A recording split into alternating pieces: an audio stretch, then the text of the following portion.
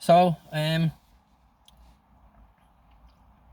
think I just did another coffee and I was sitting down and I picked up the flight manual and I happened to look at the clock up on the wall and it was around 10 p.m. and the phone rang and it was Fiona. And it was nice to hear her voice and stuff. And we were just talking and I had told her about Tom falling and bashing his head and, being in the hospital and, being in a coma and this type of stuff. And that the trip to Bermuda had been cancelled for the next couple of days, and we were just talking, and I could hear the other line ringing because the lines in the house were ringing, and I says, "Fia, I'll call you back. The line's ringing," and she goes, "Okay," and I put the phone down, and the next thing then, I could hear Andy on the phone, and I could hear Andy shout, and I ran upstairs, and I just knew I had a feeling that it was Tom, and ran upstairs, knocked on Andy's door, pushed the door open, and Andy had his head in his hand, and the doctor had just told Andy that Tom had died. Um, his his brain was just, whatever had happened, he just died of his injuries, brain injury, and Andy was just absolutely devastated. And he handed me the phone, and he just sat there with his head in his hands, and he started crying.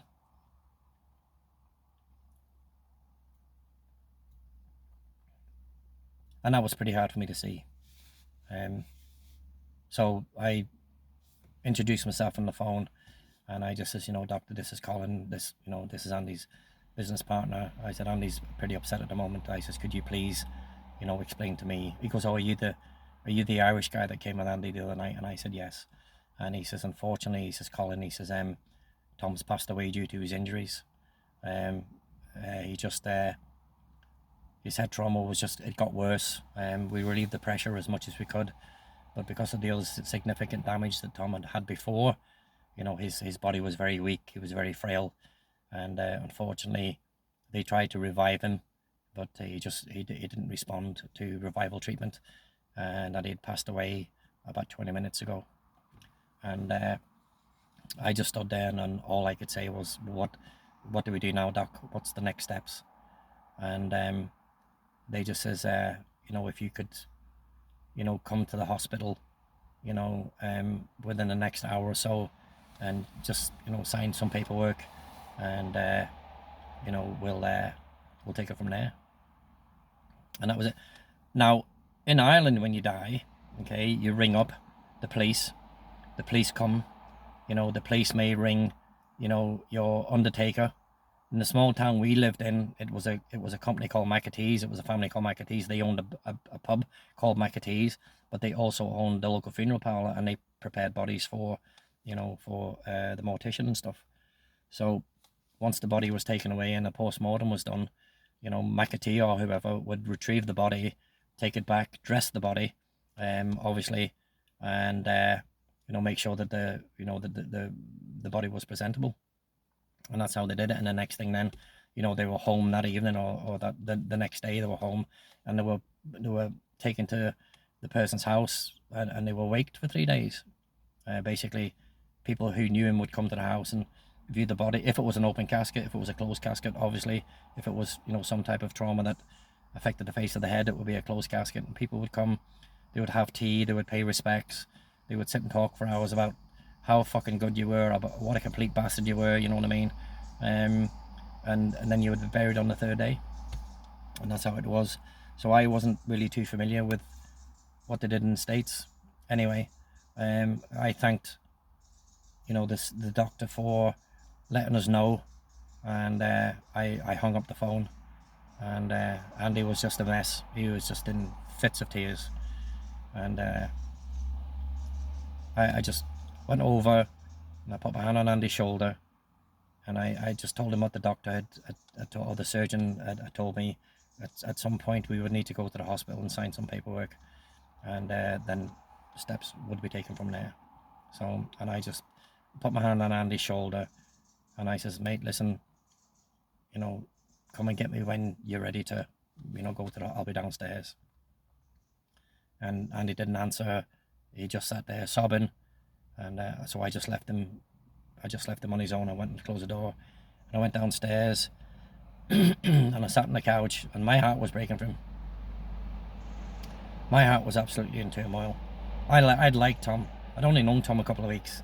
I didn't know Tom enough to grieve for him, or get upset or cry, but my stomach dropped, knowing that, he wouldn't be in the house anymore, and he was very friendly, and just to think that, he'd fallen when we went in the house. And I think that's what hurt Andy more, was the fact that had we been in the house, and we heard, Tom fall, you know what I mean, we could have got to him quicker, and, he would have had better, better attention, not better attention, but they would have got to him quicker, and maybe we were able to do a bit more for him. But the fact that he'd bled, he was on the floor for, they reckon, a couple of hours, the fact that he was unconscious, and the fact that he had so much facial trauma and had bashed his head on the same side as he had before, I don't think that was something Andy was gonna get over, and I knew that he was blaming himself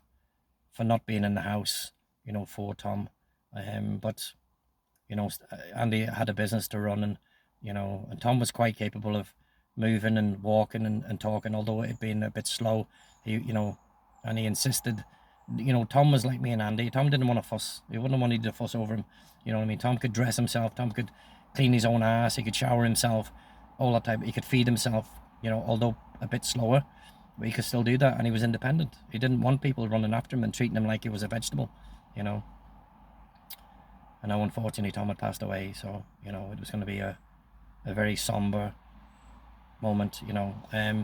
So a couple hours had passed anyway, and Andy had, I suppose, settled himself in his grief, as shock as much as he could, and showered. I heard the shower going.